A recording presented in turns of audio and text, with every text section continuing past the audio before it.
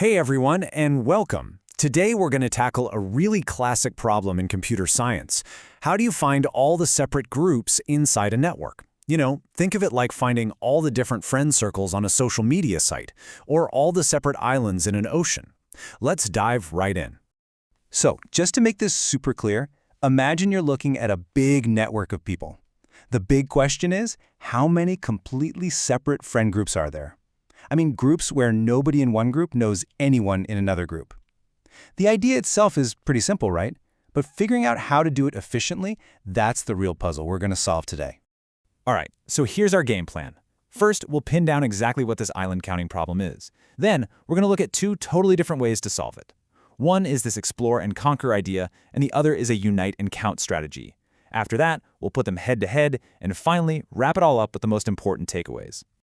Okay, let's get a little more specific. What exactly are we counting here? Well, in the world of graph theory, these separate groups have an official name. They're called connected components. And really, it's just a fancy term for a simple idea.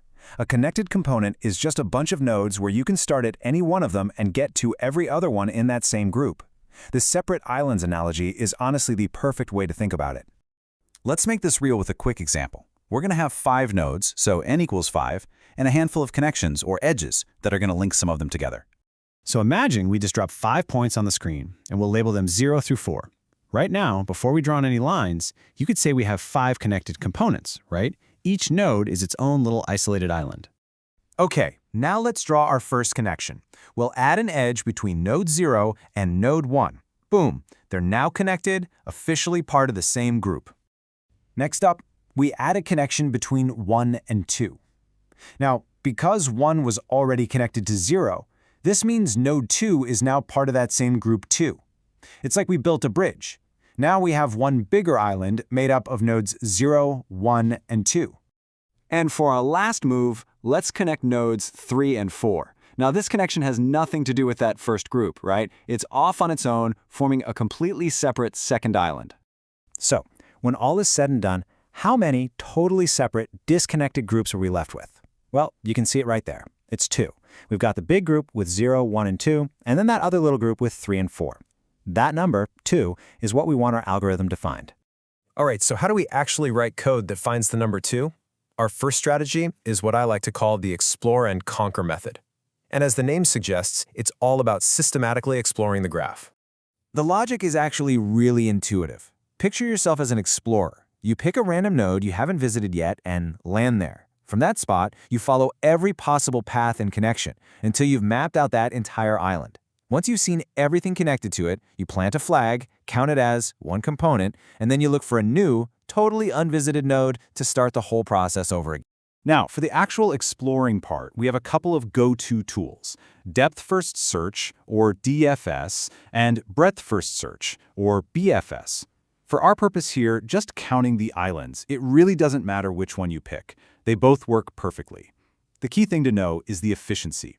This method runs in O of n plus m time, where n is your number of nodes and m is the number of edges.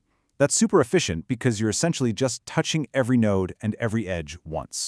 So that was one way to do it. Now let's look at a completely different philosophy. This is our second approach, the unite and count method, and it uses a really cool data structure called union find. So instead of exploring, this method is all about merging. You start with a simple assumption. Every single node begins as its own tiny island.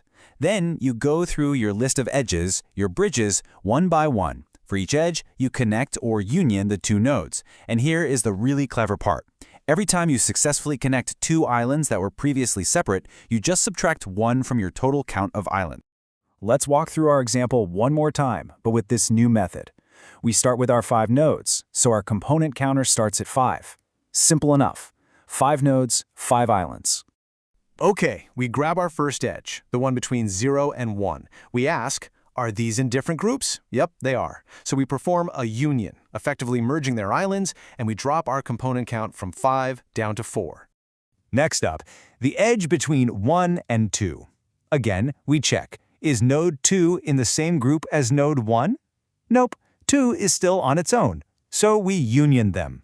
Node 2 joins the big island with 0 and 1, and our counter drops again, this time down to 3. And finally, we look at the edge between 3 and 4. Are they in different groups? You bet. So we do one last union. Our component count goes from 3 down to 2. And that's it. We're out of edges, and we're left with our final correct answer. So, there you have it. 2 really solid solutions. We have the traversal method, our explorer, which maps everything out, and we have the union find method, our unifier, which just merges everything together. So, when would you pick one over the other? Well, let's put them side by side. Traversal is all about visiting nodes to see what's connected. Union find is all about merging sets based on the edges.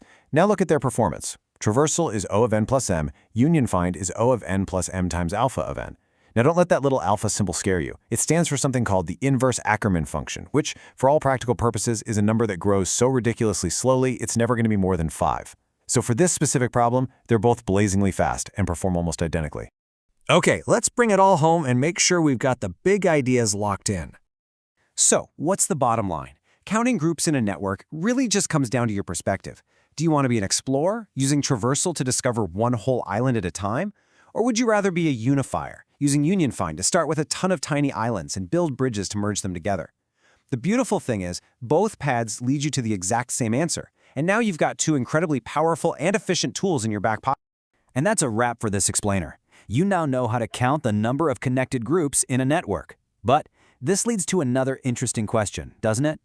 How would you change these approaches to not just count the islands, but to find out which island is the biggest? It's something to think about.